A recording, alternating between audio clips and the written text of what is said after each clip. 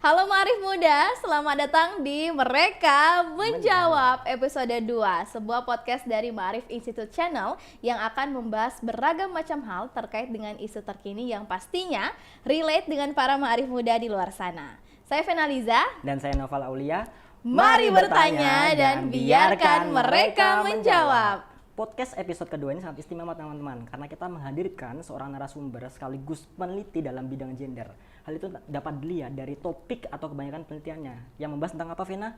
Yang membahas tentang gender, tentang para korban penyintas kekerasan seksual. Ya, benar sekali Naval. Selain itu juga narasumber kita kali ini baru saja terpilih menjadi researcher Ma'arif Institute Channel. Kapan itu? Kemarin ya? Iya, baru kemarin Naval. Yang lebih menariknya lagi Naval, beliau ini terjun langsung meneliti tesisnya ini ke Aceh, di tempat beliau meneliti, yang mana pada saat itu era GAM dan DOM di Aceh, para korban penyintas kekerasan seksual ini. Betul sekali, Vena. Penasaran?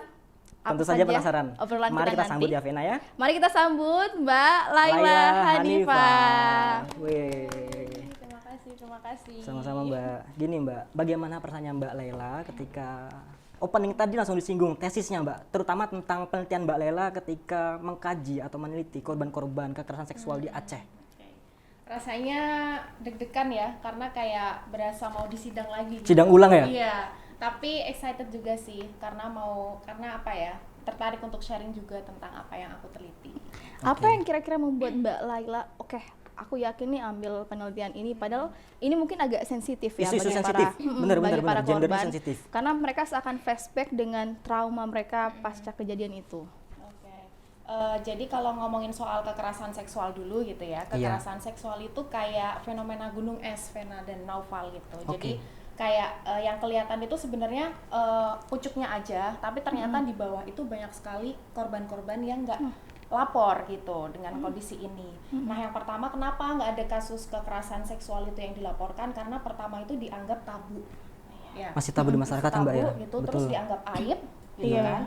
Terus kalau misalnya dalam situasi konflik, kekerasan seksual yang diungkap itu seolah-olah kayak mengingatkan kita kepada permusuhan di masa lalu gitu. Kembali lagi flashback. Ya, jadi kayak mengungkit kenangan yang buruk dan seolah-olah kita nggak bisa move on gitu ya ke depan gitu. Ngomong-ngomong nih Mbak, mengenai tesisnya atau penelitian dari Mbak Laila sendiri, itu kan membahas konflik Aceh, korban. Apa yang Mbak rasakan atau tantangan apa ketika Mbak rasakan ketika mengambil data di Aceh sendiri Mbak? Jadi sebenarnya itu tantangannya lebih ke saat proses wawancara gitu ya. Pengambilan data, betul. Jadi kayak mendengarkan terus mendengarkan bagaimana sih kesulitan atau penderitaan yang mereka alami selama ini. Jadi selama proses wawancara itu sebenarnya juga cukup menguras secara emosi juga ya gitu, karena kayak kita membayangkan gimana situasi pada saat itu dan membayangkan juga di saat ini tuh mereka belum sepenuhnya pulih gitu dari trauma itu. Setelah Mbak Laila wawancara langsung para korban ini, apa ada dampak atau trauma yang terlihat dari para korban dan bagaimana ketika para pemerintah dan komunitas di Aceh terkait hal ini? Jadi sebenarnya sebelum wawancara tentu kita harus memastikan kesediaan dari para korban dulu gitu ya. Nah di sini mungkin aku nyebutnya bukan korban sih, tapi penyintas atau survivor. Karena mereka ini sudah berhasil melewati masa-masa sulit, meskipun sekarang masih effort ya gitu ya, dan berusaha untuk bertahan gitu hingga saat ini. Jadi saya memastikan kesediaan mereka dulu gitu, mau nggak kira-kira diwawancara. Kalau misalnya mereka nggak mau, kita juga tidak bisa memaksa gitu. Terus yang kedua juga ada semacam consent form gitu. Jadi ketika misalnya di tengah-tengah situasi itu, ketika wawancara itu mereka tidak mau melanjutkan, ya kita tuh juga tidak boleh memaksa gitu. Berarti para korban ini benar-benar setrauma itu ya Mbak? Ya, karena kan masih situasi itu kan masih lekat sekali gitu ya, masih terasa lah, traumatik gitu. Ngomong-ngomong nih Mbak, untuk penelitian sendiri di Aceh saat itu kalau boleh tahu di daerah mana Mbak yang ambil datanya? Ini kan termasuk kajian lapangan ya? Nah, kalau pada saat itu kebetulan itu aku di Aceh Utara, di Nisam Antara dan Muara Batu. Nah, dua daerah ini tuh jadi salah satu daerah yang intensitas konflik GAM dan pemerintah RI pada saat itu tuh yang paling panas gitu ya, cukup panas selama masa DOM dan di Aceh, dan jadi daerah pertama di mana kontak senjata itu terjadi sebelum akhirnya meluas ke wilayah Aceh yang lain. Jadi emang kayak titik sentralnya juga ini jadi salah satu titik sentral kekerasan itu terjadi di daerah Aceh Utara ini. Ketika Mbak terjun ke Aceh sendiri masih ada nggak bekas-bekas? Iya, bekas-bekas Kayak ketika perang atau apa gitu yang masih dom dan itu kan tuh gerakan Aceh. terasa sekali di hati ketika melihat data gitu ya. Mungkin ini ya beberapa pangkalan militer atau TNI itu masih ada. Masih ada. Oke. Jadi apa kayak kebun-kebun pala dan lain sebagainya itu masih banyak dan mereka memang pemukimannya nggak padat-padat banget gitu ya. Jadi masih luas dan ya membayangkan aja gimana misalnya tentara-tentara dan korban-korban itu harus sembunyi di balik ya di hutan-hutan seperti itu gitu ya. Jadi sedikit terbayang sih kondisi ketika konflik itu semenyeramkan apa gitu. Kalau boleh tahu lagi nih Mbak, ketika Mbak terjun ke Aceh ini hasil dari penelitian Mbak sendiri itu kurang lebih berbicara banyak tentang apa Mbak ketika meneliti para penyintas? Jadi di sini aku pengen melihat sih gimana dampak konflik masa lalu yang tidak diselesaikan itu berdampak pada masa kini. Jadi mungkin kita tarik ke pas perjanjian Helsinki dulu ya. Perjanjian Helsinki itu kan perjanjian damai antara pemerintah Indonesia dengan Aceh, dengan GAM ya. Nah ternyata dalam proses itu tuh sifatnya masih sangat mengeksklusi perempuan karena kebanyakan negosiatornya tuh laki-laki belum dilibatkan gitu. Jadi dampak-dampak yang bersifat gender salah satunya korban kekerasan seksual itu tidak masuk dalam program pembangunan perdamaian atau Bina Damai. Jadi sifatnya program Bina Damai pada saat itu ya kayak cenderung ke sharing of power aja gitu. GAM dapat apa, pemerintah RI dapat apa gitu. Sedangkan korbannya korban-korbannya itu nggak ada apa sifatnya upaya-upaya pemulihan gitu. Jadi di situ saya pengen melihat bahwa ternyata hal-hal seperti ini tuh masih mewariskan gitu loh situasi yang tidak ideal gitu pada saat ini terhadap para korban gitu. Dimana mereka masih mengalami trauma gitu ya. Mereka juga masih mereka merasa kesepian gitu pada saat ini, mereka mengalami diskriminasi, stigma sosial, dan secara ekonomi mereka juga sangat terbatas gitu ya dan lain-lain. Apa ada tempat rehabilitas Mbak di sana pasca konflik itu? Nah, jadi mungkin kalau dari pemerintah sendiri itu belum ada ya upaya pemulihan gitu. Nah, tapi upaya-upaya ini itu justru datangnya itu dari komunitas-komunitas kecil gitu, komunitas-komunitas perempuan kecil yang peduli gitu, dan itu sifatnya apa ya memang atas inisiatif mereka sendiri gitu. Untuk membentuk itu ya. Untuk membentuk itu karena melihat ya bahwa apa perempuan-perempuan ini masih membutuhkan pemulihan gitu loh, dan pendampingan gitu. Oke, kasus kekerasan seksual yang terjadi pada saat GAM Aceh itu Mbak, itu pure hanya kekerasan seksual apa ada kekerasan lainnya? Ya. Jadi mungkin ini ya kekerasan seksual itu di masa konflik itu tuh menjadi salah satu taktik perang gitu, atau strategi. Baik antara kedua pihak atau bagaimana? Iya, strategi perang. Jadi tujuannya adalah menundukkan lawan. Gitu. Kalau misalnya terhadap perempuan kekerasan seksualnya berarti itu tujuannya untuk apa ya istilahnya untuk mengancam keluarganya, mungkin mengancam suaminya, mengancam komunitas di situ atau masyarakat di sekitar situ ya. Mematikan power mematikan power. Nah, tapi juga kekerasan seksual di masa konflik itu juga sebenarnya terjadi juga pada laki-laki. Gitu. Tidak hanya perempuan. Tidak hanya perempuan. Bahkan kepada tokoh agama. Tapi mayoritasnya memang perempuan. Gitu. Jadi mereka banyak yang diarak tidak pakai baju gitu ya. Terus apa kayak alat-alat reproduksi yang laki-laki ini juga disiksa gitu. Jadi kalau tujuannya kalau dilakukan kepada laki-laki itu tujuannya untuk menghancurkan martabat si laki-laki. Membuat malu. Iya, membuat malu. Jadi atribut kelaki-lakiannya ini diarak gitu ya. Menyasar tokoh-tokoh penting berarti Mbak di sana. Iya, tujuannya apa ya? Untuk menundukkan lawan tadi biar mereka kalah, mereka nggak punya power buat melawan gitu. Jadi itu jadi salah satu taktik perang. Kalau kampus sendiri setelah Mbak ajukan judul ini gimana? Yang dari kamu sendiri? Iya, ceritanya Mbak agak sensitif juga ya judul ini diterima. Peneliti ini. Jadi kalau kampus sih alhamdulillahnya cukup cukup terbuka gitu ya dengan mendukung juga ya. Iya, dengan setiap topik dan setiap gagasan yang kita pengen teliti itu tuh apa gitu, sangat mendukung. Jadi kebetulan dosen pembimbing aku juga mendukung itu dan sangat membantu gitu ya dalam jadi dimudahkan. Iya, menulis seperti apa gitu. Oke, wah. Berapa lama Mbak Luar biasa sekali. ketika ambil data di Aceh?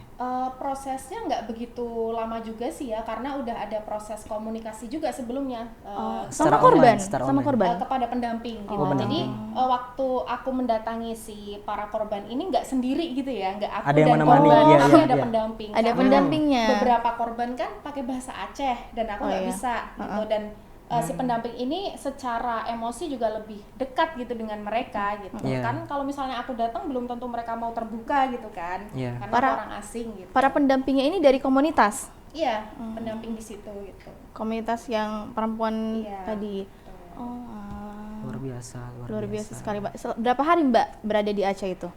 Ya seminggu aja sih waktu itu ya. Seminggu. Seminggu. Dan ikut turut merasakan apa yang dirasakan Iya. para korban ya. Berarti Live memang in Live in. di rumah mereka rumah atau mereka.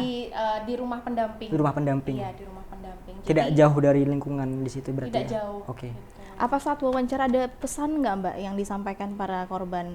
Untuk pemerintah Untuk iya. maksudnya apa gitu yang disampaikan bahwa Mbak tolong sampaikan ini karena saya masih trauma sampai saat ini gitu. Iya. Jadi mungkin ini ya, kalau pesan yang aku tangkap itu dari proses wawancara itu adalah mereka ini kan juga punya anak-anak gitu, punya anak-anak. Jadi mereka itu nggak mau anak-anak atau keturunan mereka tuh merasakan hal yang sama. Hal yang sama. Iya.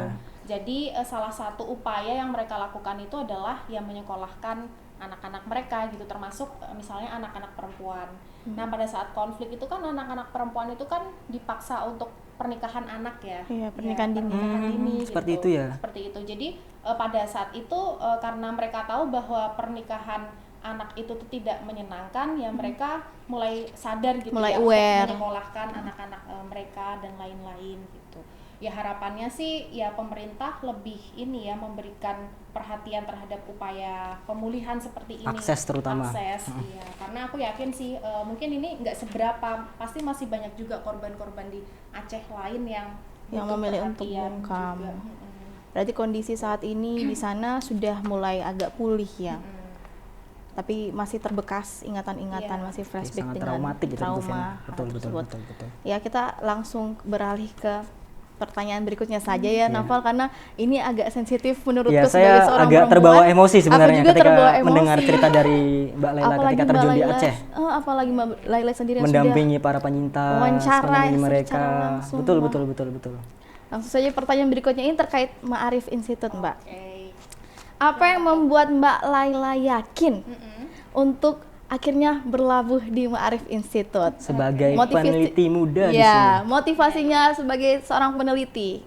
Oke. Mungkin sebagai seorang peneliti bisa dijelaskan terlebih dahulu motivasinya untuk terjun aktif di sebagai seorang peneliti, kemudian disambung dengan mengapa harus ke Ma'arif Institute, Mbak Laila. Iya. Oke. Untuk Jadi emang dari dulu itu aku pengen jadi scholar gitu atau Sarjanawan. ya akademisi, Akademisi, oke. intelektual gitulah bahasa kerennya gitu. Nah, aku melihat bahwa Ma'arif ini jadi satu tempat yang tepat gitu untuk aku tuh berproses dan bertumbuh gitu. Betul. Tapi itu di sini aku nggak pengen jadi intelektual aja gitu, tapi aku juga pengen jadi aktivis. Aktivis, Iya, iya. karena kebetulan aku juga sebelumnya terlibat dalam beberapa kegiatan-kegiatan sosial dan riset. Jadi mana ya yang kira-kira tuh aku bisa mengcombine dua kegiatan itu ya? Gitu. Jadi aku melihat ya Ma'arif bisa membuat Peneliti. membuat aku menjadi peneliti dan juga tetap menjadi aktivis sosial.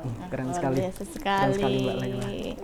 Mungkin karena kan baru terpilih nih Mbak jadi Beberapa hari researcher, ini baru ya? beberapa Ya. hari. Mungkin bisa di-spill sedikit diceritakan, dijelaskan interview. ketika interview atau proses pendaftaran itu bagaimana? proses pendaftaran. Iya, proses pendaftaran ini ya, aku kira cukup ketat kayak gitu. Sangat ketat ya, banyak sekali yang mendaftar. Karena ternyata ada banyak gitu, bahkan juga maksudnya tidak hanya S2 tapi juga ada Ada S3. S3 juga, betul. Gitu. Mungkin juga lebih senior gitu ya daripada saya gitu, tapi banyak gitu yang tertarik. Nah, jadi itu proses menurut saya dari proses administrasi itu udah ketat gitu ya gitu. Iya.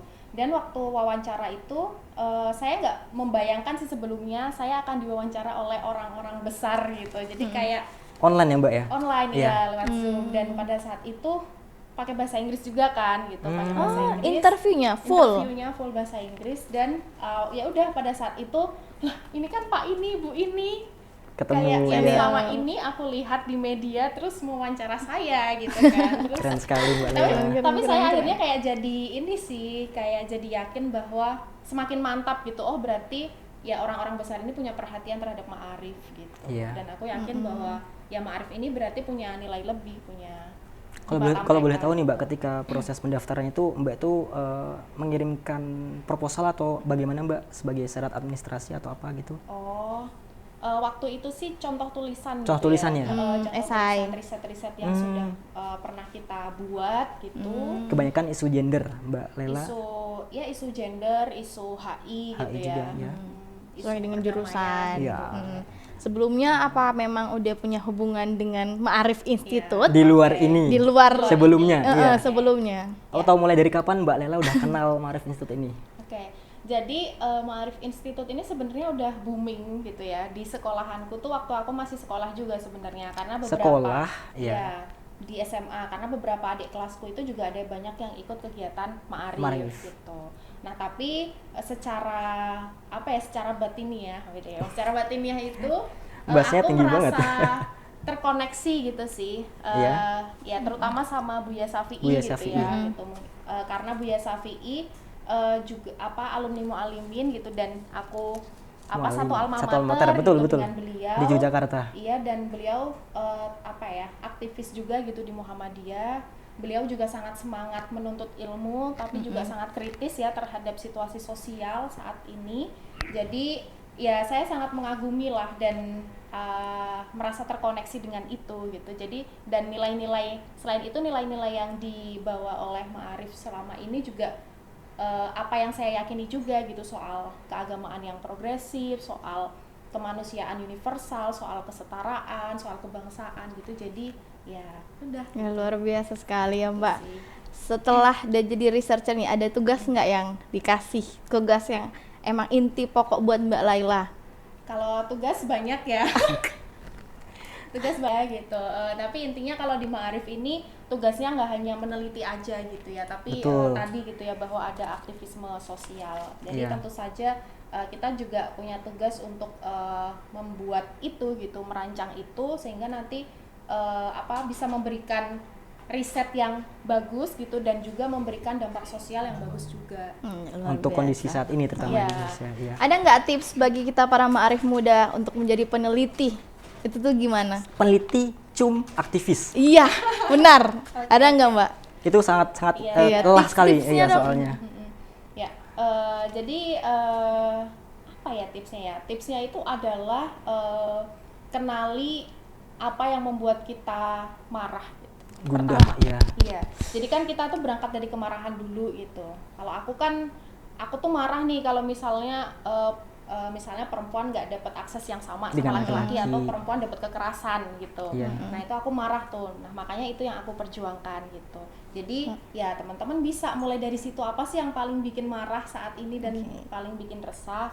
Terus diseriusin itu dalam bentuk ya tulisan dan juga aktivitas gitu, aksi gitu. Jadi ya misalnya secara tulisan mulai menulis di media, terus mulai melakukan riset, belajar lagi gitu ya soal teori-teori yang relevan gitu untuk mendukung isu ini gitu. Terus secara aksi ya melibatkan diri di komunitas, di organisasi, di gerakan-gerakan yang relevan juga gitu. Jadi ya itu sih biar teori dan praktek itu bisa berjalan, saling berkaitan. Benar. Intinya kemauan, Val. Ya harus ada. Saya tuh pasti ada rasa keresahan terlebih dahulu yang kita rasakan, terus kita seriusi sana dan bergerak di sana juga. Benar sekali. Pertanyaan terakhir nih Mbak, harapan buat Ma'arif Institute. Harapan. Selama Mbak terlibat sebagai peneliti nantinya di sini. Harapannya sih semoga menjadi Ma'arif tetap menjadi role model gitu, menjadi role model sekaligus leading institution gitu ya untuk praktek-praktek baik, terutama dalam hal keislaman, kemanusiaan, kebangsaan kayak gitulah. Karena